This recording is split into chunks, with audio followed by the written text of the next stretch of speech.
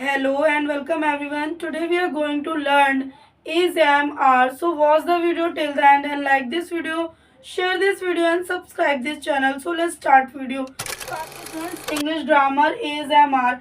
is, am, are का use कैसे होता है, इसका सेंटेंस में कैसे यूज करते हैं, फिलिंदा ब्लैंक्स में कैसे यूज करते हैं, ये जानेंगे। तो हमारे साथ वीडियो में लास्ट तक कंटिन्यू बने रहेगा। आइए स्टार्ट करते हैं। तो देख लीजिए, पहला है आपका इज के साथ आपको क्या क्या यूज करना होता है और कैसे सिंगुलर में या प्लूरल में यूज करना होता है, आइए देखते हैं। तो है आपका इज के साथ आपको यूज करना होता है he, she, it, this, that, singular noun. अब ही का मतलब क्या होता है, वह होता है। शी का मतलब भी वह होता है। दिस का मतलब भी वह होता है। या अब यहाँ पे कॉमन ध्यान क्या रखना है, ही वर्ड जो है वो पुरुषों के लिए लगता है, बॉयज के लिए लगता है। शी वर्ड है वो मेल्स के लिए, गर्ल्स के लिए यूज होता है। इट है, इट का मतलब भी यह होता है और इसका समान के लिए यूज किया जाता है। इट का मतलब समान के लिए यूज होता है और इट का मीनिंग होता है यह। दिस का मतलब भी यह होता है। दैट का मतलब वह होता है। सिंगुलर नाउन का मतलब होता है एक वचन संज्ञा, ठीक है। तो इसके साथ आपको ये सभी वर्ड्स यूज करने होते हैं। एक बार और देखेंगे, इसके साथ he, she, it, this, that, singular noun use करते हैं। अब इनका सेंटेंस में कैसे यूज करते हैं ये देखते हैं। तो देख लीजिए, आपका ही इज प्लेइंग, ही के साथ आपने क्या यूज किया, इसका यूज किया है, प्लस नाउन यूज किया है। और ये क्या है, आपका सिंगुलर नाउन है, ध्यान रखेंगे, क्योंकि प्लेइंग है, फोर्थ फॉर्म लग गई है, लेकिन है ये सिंगल। तो ही इज प्लेइंग, वह खेल रहा है। वह खेल रहा है तो सेंटेंस की हिंदी से ही पता चल रहा है कि वह खेल रहा है, तो वो एक ही बच्चे की बात हो रही है। अगर हम कहते हैं वह खेल रहे हैं तो वहाँ पे 2-3 बच्चों की बात होगी, लेकिन हम बोल रहे हैं वह खेल रहा है तो सिर्फ एक बच्चे की बात है। मीनिंग देखेंगे, ही का मतलब होता है वह, इसका मतलब होता है, प्लेइंग का मतलब होता है खेल रहा है। प्लेइंग का मतलब क्या होता है, खेल रहा है। अब इज हेल्प क्या कर रहा है, हेल्प इज है वो मेन वर्ब को भी हेल्प करता है। और आपका जो ही वर्ड है वो प्रोनाउन भी कहलाता है। तो ही इज प्लेइंग, वह खेल रहा है। नेक्स्ट देखेंगे, शी इज रीडिंग, वह पढ़ रही है। तो यहाँ पे ये चीज़ देखिए कि आपका जो पहला सेंटेंस था वो बॉयज के लिए था क्योंकि ही से स्टार्ट है, लेकिन जो नेक्स्ट सेंटेंस है शी इज रीडिंग, वह पढ़ रही है, ये गर्ल्स के लिए स्टार्ट है। और देख लीजिए, शी के साथ आपने क्या यूज़ किया है, इसका यूज़ किया है, इज है। और रीडिंग क्या है आपका, वर्ब है, सॉरी वर्ब नहीं है, हाँ वर्ब है। रीडिंग आपका वर्ब है क्योंकि यहाँ पे आईएनजी की फॉर्म हो रही है, कुछ काम हो रहा है। तो शी का मतलब होता है वह, इसका मतलब होता है, रीडिंग का मतलब होता है पढ़ रही। तो शी इज रीडिंग, वह पढ़ रही है। तो आइए स्टूडेंट देख लीजिए, आपका थर्ड सेंटेंस क्या है, इट इज अ स्कूल। तो ध्यान दीजिए, हमने यहाँ पे इट के साथ हमने इज यूज किया है। इट इज अ स्कूल, इसका मतलब होता है यह स्कूल है। स्कूल क्या है आपका, स्कूल आपका क्या है, नाउन है। और नाउन नाउन के अंदर क्या आता है, प्लेस आता है। प्लेस आता है, पर्सन आता है, एनिमल आता है, थिंग्स आता है, ऑब्जेक्ट एंड आइडियाज आते हैं आपके नाउन के अंदर। तो जो आपका स्कूल है वो आता है प्लेस के अंदर और प्लेस आता है आपका नाउन के अंदर। तो इस तरीके से ये नाउन है। इट इज अ स्कूल, यह एक स्कूल है। मीनिंग देखेंगे, इट का मतलब होता है यह, इज का मतलब होता है, और आ का मतलब होता है एक, स्कूल का मतलब होता है स्कूल या कह सकते हैं विद्यालय। नेक्स्ट है आपका दिस इज अ पेंसिल। तो दिस के साथ देखिए हमने क्या यूज किया है, इसका यूज किया है। This is a pencil. Pencil क्या है आपका, थिंग्स है, थिंग्स है तो ये आपका नाउन है। पेंसिल आपका नाउन है। दिस इज अ पेंसिल, यह एक पेंसिल है। मीनिंग देखेंगे, दिस का मतलब होता है यह, इसका मतलब होता है, ए का मतलब होता है एक, पेंसिल का मतलब होता है पेंसिल या कह सकते हैं कलम। अब बात करते हैं दैट की।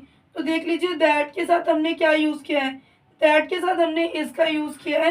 दैट इज अ लॉयन, वह एक शेर है। तो दैट का मतलब क्या होता है, वह, इसका मतलब है, ए का मतलब एक, लॉयन का मतलब शेर। तो दैट इज अ लॉयन, वह एक शेर है। नेक्स्ट देख लीजिए, सीमा इज डांसिंग। सीमा क्या है, सीमा एक पर्सन है और पर्सन के साथ सीमा एक पर्सन है और पर्सन आता है आपका नाउन के अंदर। तो सीमा जो है वो नाउन है और नाउन है तो उसके साथ इसका यूज करेंगे। और डांसिंग आपका क्या है, वर्ब है। तो इज आपका हेल्प कर रहा है वर्ब के लिए और सीमा आपका सिंगुलर नाउन है, इसीलिए आपने इसका यूज किया। ध्यान रखिए सिंगुलर नाउन है, सिंगुलर नाउन के लिए हमने सीमा को लिया है। सीमा इज अ डांसिंग, सीमा नाच रही है। तो ध्यान देंगे सीमा है आपका सिंगुलर नाउन, इसीलिए हमने इसके साथ इज यूज किया है। और इसके साथ आपने डांसिंग लिया, मतलब एक्शन लिया है, वर्ब लिया है। तो सीमा इज डांसिंग, सीमा नाच रही है।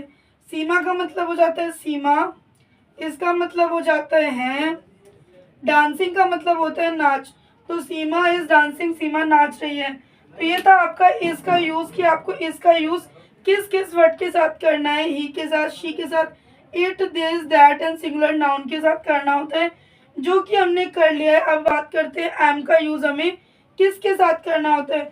एम का यूज हमेशा हमें किसके साथ करना होता है, आई के साथ करना होता है। For example, I am a good girl, मैं एक अच्छी लड़की हूँ। तो आइए स्टूडेंट बात कर लेते हैं आपके सेकंड सेंटेंस की। आपका सेकंड सेंटेंस है आई एम रीडिंग, मैं पढ़ रहा हूँ। तो ध्यान दीजिए आई के साथ आपका एम से यूज हुआ है, मतलब आई का यूज एम के साथ किया है, जो कि होता है आपका एम का यूज आई के साथ और आई का यूज एम के साथ। आई एम रीडिंग, मैं पढ़ रहा हूँ। तो आई की हिंदी हो जाती है स्टूडेंट्स आपकी मैं, एम की हिंदी हो जाती है हूँ, रीडिंग का मतलब होता है पढ़ रहा। आई एम रीडिंग, मैं पढ़ रहा हूँ। तो ये था यूज आपका इज का, एम का। आई होप आपको इज और एम का यूज समझ में आया होगा। अब बात करेंगे आपके आर की यूज की, कि आर का यूज कैसे होता है, किन किन वर्ड्स के साथ यूज होता है, आइए देखते हैं। आइए सुन, तो बात करते हैं आपका आर का यूज आपको किन किन वर्ड्स के साथ करते हैं वो जानेंगे, कि आर का यूज कैसे होता है, सिंगुलर फॉर्म में होता है, प्लूरल फॉर्म में होता है, और किस किस के साथ होता है वो जानेंगे। तो आइए देखते हैं। आर आर का मतलब होता है हूँ या हे, ठीक है। इसका यूज करते हैं आप यूज करेंगे यू के साथ, वी के साथ, दे के साथ, दोस्त के साथ, दीज के साथ, एंड प्लूरल नाउन के साथ। मतलब जैसे कि पर्सन, प्लेस, एनिमल, थिंग्स, ये प्लूरल होने चाहिए तभी आप आर का यूज करेंगे। For example, you are my friend, ध्यान दीजिए यू के साथ हमने क्या यूज किया, आर, क्योंकि यू के साथ आर का यूज करना है। यू आर माई फ्रेंड, तुम मेरे दोस्त हो। तो यू की हिंदी हो जाती है तुम, आर की हिंदी हो जाती है हो, माई के लिए मेरे, फ्रेंड के लिए आप दोस्त यूज करेंगे। तो यू आर माई फ्रेंड, तुम मेरे दोस्त हो। Next sentence, we are walking, we are walking. तो ध्यान दीजिए वी के साथ क्या यूज किया गया, आर यूज किया गया, क्योंकि बोला गया वी के साथ आपको आर यूज करने के लिए। तो वी आर वॉकिंग, हम चल रहे हैं। हिंदी देखेंगे, वी की हिंदी हो जाती है हम, आर की हिंदी हो जाती है रहे हैं, वॉकिंग की मतलब हिंदी हो जाती है चल रहे। तो वी आर वॉकिंग, हम चल रहे हैं। देखते हैं आपका third sentence, they are dancing. तो दे का यूज देख लीजिए किसके साथ करना है, आर के साथ करना है। तो दे का आर के साथ हमने यूज कर लिया, दे आर डांसिंग। तो इसकी हिंदी हो जाती है, दे का मतलब हो जाता है वे, आर के लिए आपने है का यूज किया, डांसिंग के लिए आप यूज करेंगे नाच रहे हैं। तो दे आर डांसिंग, वह नाच रहे हैं। थर्ड नेक्स्ट सेंटेंस है आपका, दोज आर रोजेस। तो यहाँ पे ध्यान दीजिए आपका जो रोजेस है वो आपका प्लूरल की फॉर्म में है, इसलिए भी आपका आर का यूज करना है। और ये भी ध्यान दीजिए कि आपको दोस्त के साथ भी आर का ही यूज करना है, और प्लूरल भी हो तो भी आपका आर के ही साथ यूज होगा। तो अब बात करते हैं, दोज आर रोजेस, वह गुलाब है। तो दोस्त की हिंदी हो जाती है वे, आर की हिंदी हो जाती है, रोजेस की मतलब हो जाती है गुलाब। दोज आर रोजेस, वह गुलाब है, मतलब बहुत सारे गुलाब एक जगह पे रखे हैं, तो हम क्या कहेंगे, those are roses, those are flowers, those are books. इस तरीके से हम बोलेंगे अगर बहुत सारी चीजें हैं। नेक्स्ट है आपका, दीज आर ऑरेंजेस, ये संतरे हैं। तो दीज आर ऑरेंजेस, ये संतरे हैं, मतलब यहाँ पे भी कहने का बात है, एक चीज नहीं है। दीज आर ऑरेंजेस, ये संतरे हैं, मतलब बहुत सारे संतरे उस जगह पे इकट्ठा है, इसलिए हम बोल रहे हैं दीज आर ऑरेंजेस। तो दीज की हिंदी हो जाती है ये, आर की हिंदी हो जाती है आपकी है, ऑरेंजेस के लिए आप संतरे यूज करेंगे। ध्यान देंगे आपका यहाँ पे नाउन क्या है एंड वर्ब क्या है। तो वॉकिंग जो है वो आपका, वॉकिंग एंड डांसिंग, ये आपका क्या है, वर्ब है। फ्रेंड्स, रोजेस एंड ऑरेंजेस, ये आपके क्या है, नाउन है।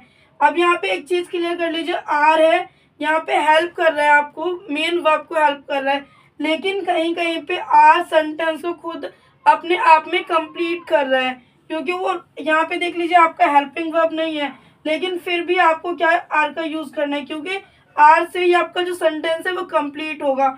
और जिसमें आपका मेन वर्ब है, किसी किसी में मेन वर्ब को आर हेल्प कर रहा है, तो वहाँ पे वो अगर आर नहीं लगाएंगे तो सेंटेंस कंप्लीट नहीं होगा, लेकिन आपको कहीं कहीं पे आर ही सेंटेंस कंप्लीट करेगा। इस चीज़ को समझना चाहिए। तो दे आर डांसिंग, इसमें आपका हेल्प कर रहा है। दोज आर रोजेस, उसमें वो लगेगा ही, तभी आपका सेंटेंस कंप्लीट होगा। तो ये है बस छोटा सा कॉन्सेप्ट कि जब आपका आर कहीं पे हेल्पिंग वर्ब का काम करता है और कहीं पे वो खुद ही सेंटेंस को कंप्लीट करने का काम करता है।